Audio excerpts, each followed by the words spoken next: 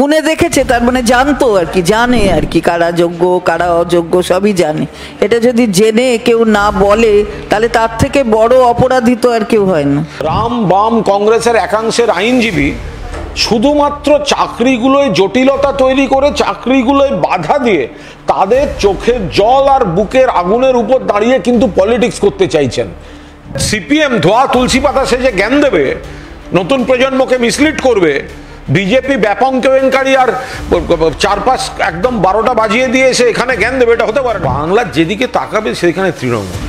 তো সুতরাং তৃণমূল রেশিওতেই সব ব্যাপারেই তৃণমূলকে বেশি দেখা যাবে ওখানে।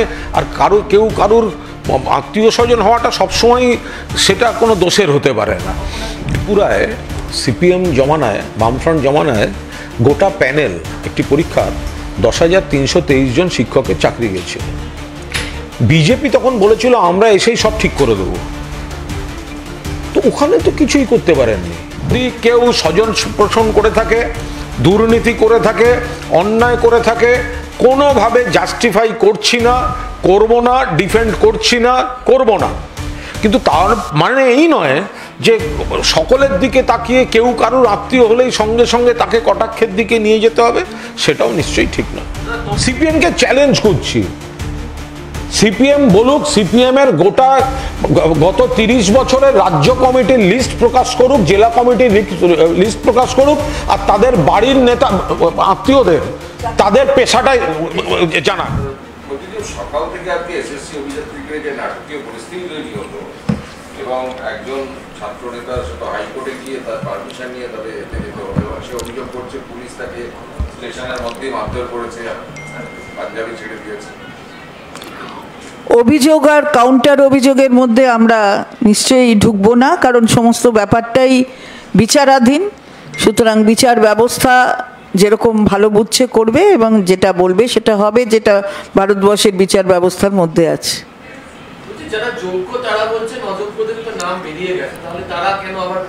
বিচার ব্যবস্থার মধ্যে আছে এটা, সুতরাং এটা নিয়ে আমাদের বলার কিছু জায়গা নেই, কোনো জায়গা নেই। শুভেন্দু অধিকারী আজকে বলছেন যে যদি সরকার একটা ঐক্যবদ্ধ প্রস্তাব নিয়ে আসে তাহলে বিজেপি সাপোর্ট করবে। উনি কিসে সাপোর্ট করবেন? তার জন্য তো সরকার বসে নেই। সরকারে যেটা করবে সেটা সরকার করবে। আজকে মানে শিক্ষকদের একটা অংশ শুভেন্দু অধিকারীর সঙ্গে বৈঠক করেছেন এবং তারাও বলছেন যে অর্ডিন্যান্স জারি করে আপনারা যদি গোটা বিষয়টা যোগ্যদের চাকরি নিশ্চিত করেন। আবারও বলছি, ব্যাপারটা বিচারাধীন। সুতরাং শিক্ষক তারা বসতে পারেন, তারা না বসতে পারেন, তারা আলোচনা করতে পারেন, তারা সমালোচনা করতে পারেন, তারা উপায়ের কথা বলতে পারেন, কিন্তু যেটা করার সরকার সেটা সরকারের সিদ্ধান্ত অনুযায়ী সরকার করবে, কিন্তু গোটা ব্যাপারটা বিচারাধীন। আমরা কোনো মন্তব্য করব না।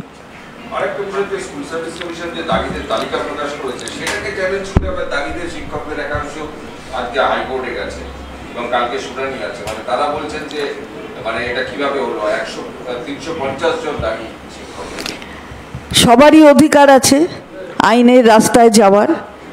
নিশ্চিতভাবে যে কেউ অ্যাগ্রিভড হলে সে আইনের রাস্তায় যেতেই পারে। তারা গেছেন, আইনের ব্যবস্থার মধ্যে দিয়েই, বিচার ব্যবস্থা যা আমাদের আছে সেই ব্যবস্থার মধ্যে দিয়েই সমস্ত কেসগুলো দেখা হয় এবং দেখা হবে। আরেকটা শুভেন্দু অধিকারী বলছেন যে রাজনীতির রং গুলে রাজনীতির উঠতে উঠে আজকে শাসক বিরোধীকে এক করতে হবে, মানে এবং ওই প্রস্তাবকে ওখানে সাপোর্ট করবেন। 15,000 শিক্ষকদের চাকরি বহালের সর্বসম্মত সিদ্ধান্ত বিধানসভা। জানি না ওনার কি মনে মনে কখন কি হয়, কোন রং কখন রং বদলায় আমাদের জানা নেই। উনি বলেছেন ওনার কথা, আর আমরা যা করছি সেটা সরকার যা সিদ্ধান্ত নিচ্ছে এবং বিচারাধীন কোনো ব্যাপারে আমরা একটা মন্তব্য করছি না। আচ্ছা, ত্রিপুরায় সিপিএম জমানায়, বামফ্রন্ট জমানায় গোটা প্যানেল একটি পরীক্ষার 10,323 জন শিক্ষকের চাকরি গেছিল। বিজেপি তখন বলেছিল আমরা এসেই সব ঠিক করে দেবো। তো ওখানে তো কিছুই করতে পারেননি। এখানে তারাই বারবার তাদের সমর্থিত আইনজীবীরা কোর্টে যাচ্ছেন, নানা জট তৈরি করছেন। সরকার চাইছে, মুখ্যমন্ত্রী চাইছেন ছেলে মেয়েদের চাকরির। কোথাও কোনো ত্রুটি কিছু থাকলে, অন্যায় থাকলে, ভুল থাকলে তার জন্য তদন্ত যা যা হচ্ছে হবে, কিন্তু এরা বাধা দিতে চাইছে, জটিলতা তৈরি করতে চাইছে বারবার। তা এখন ওইগুলো এত বেশি করে লোক মানুষ বুঝে গেছেন এবং পরপর মামলা ইত্যাদি ইত্যাদি, ফলে ওই কোর্টের সর্বশেষ বিষয়গুলো এত দ্রুত নানা রকম সব ডেভেলপমেন্ট হচ্ছে, ফলে ওই বিষয়ে এক্ষুনি কোনো মন্তব্য করব না।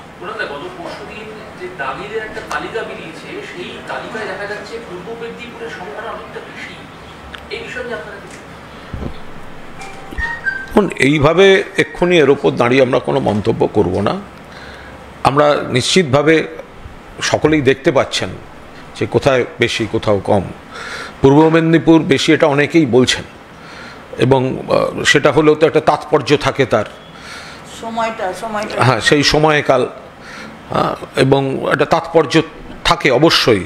কিন্তু আমরা যেহেতু আপাতত গোটা বিষয়টা নিয়েই কোনো এই মুহূর্তে পুরোটা খতিয়ে দেখছেন এসএসসির যারা রয়েছেন তাদের আইনজীবীরা, ফলে আমরা কোনো একটি প্রশ্নের উত্তর দেবো একটি প্রশ্নের উত্তর দেবো না এরকমভাবে তো সম্ভব নয়।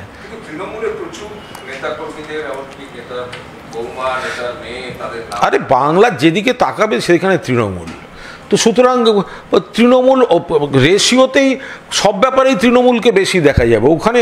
আর কেউ কারুর আত্মীয় স্বজন হওয়াটা সবসময় সেটা কোনো দোষের হতে পারে না। এবং সে তো সিপিএমের একটা জেলা সম্পাদক একজন, তার আত্মীয়দের এসব চাকরি অবৈধভাবে দেওয়ার পর তার তো পদ চলে গেছিল, তো তখন তো এইসব কম্পিউটার, হ্যাঁ, সিবিআই অমুক তমুক হয়নি, শুধু সিপিএম পদ থেকে সরিয়ে টরিয়ে দিয়েছিল। সিপিএমের জমানায় হোল টাইমার অথচ সরকারি চাকরি নেই, এরকম একটা ভয়ঙ্কর মানে পার্টি দেখেছেন? এটা সোনার খনি, নাম লেখালেই একটা কোথাও না বাড়ির কারুর না কারুর একটা সরকারি চাকরি। তো সেই সময় এই সমস্ত সব ছিল না, তো সেই কারণে ওরা এখন দু চারটে কথা বলছে। আর বিজেপির ওই তো ব্যাপম কেলেঙ্কারি অমুক তমুক ওগুলো সামলাক। কেউ কারুর আত্মীয় স্বজন, দেখুন আমরা কাউকে ডিফেন্ড করছি না, যদি কেউ একটা বিষয় ক্লিয়ার থাকুন, যদি কেউ স্বজন পোষণ করে থাকে, দুর্নীতি করে থাকে, অন্যায় করে থাকে, কোনোভাবে জাস্টিফাই করছি না, করব না, ডিফেন্ড করছি না, করব না, কিন্তু তার মানে এই নয় যে সকলের দিকে তাকিয়ে কেউ কারুর আত্মীয় হলেই সঙ্গে সঙ্গে তাকে কটাক্ষের দিকে নিয়ে যেতে হবে, সেটাও নিশ্চয়ই ঠিক নয়। তমলুকের বিজেপি সাংসদ অভিজিৎ গাঙ্গুলি, তার হয়ে যিনি নির্বাচনী এজেন্ট ছিলেন, তার স্ত্রী, তিনি অযোগ্যদের তালিকায়।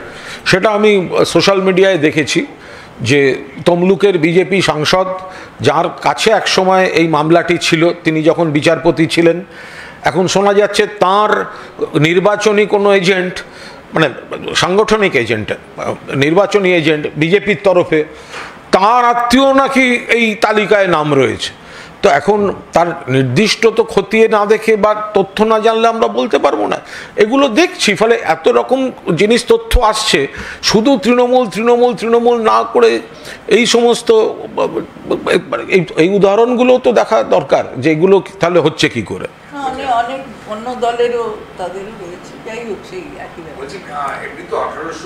কেন কল্যাণী এমসের সময় বিজেপির বিধায়কের অমুক, বিজেপির অমুক, তো সেগুলো বেরোয়নি? যেখানে নিজেদের হাতে এইটুকু ছিল সেখানেই তো অর্ধেক। সিপিএমকে চ্যালেঞ্জ করছি, সিপিএম বলুক, সিপিএমের গোটা গত 30 বছরের রাজ্য কমিটির লিস্ট প্রকাশ করুক, জেলা কমিটির লিস্ট প্রকাশ করুক, আর তাদের বাড়ির নেতা আত্মীয়দের তাদের পেশাটাই জানাক যে তারা কি করেছে, দেখবেন ওখানে কতগুলো ছিল। সিপিআইএমকে প্রকাশ্যে চ্যালেঞ্জ করছি, গত তাদের ক্ষমতায় থাকাকালীন 34 বছরে রাজ্য কমিটিতে যারা ছিলেন এবং মানে স্টেট কমিটি এবং ডিস্ট্রিক্ট কমিটিতে যারা ছিলেন তাদের নামের তালিকা আর ঘনিষ্ঠ আত্মীয়দের পেশা এটা প্রকাশ করা হোক, তাহলে দেখবেন কজন কতভাবে তারা সরকারি চাকরিতে বসে আছে। এখন বলবেন আরে ওই সময়টা তো কোনো অর্ধেক সময় তো নিয়মই ছিল না, ম্যানেজিং কমিটি গভর্নিং বডি থেকে নিয়োগ হয়ে যেত দিদি, একদম।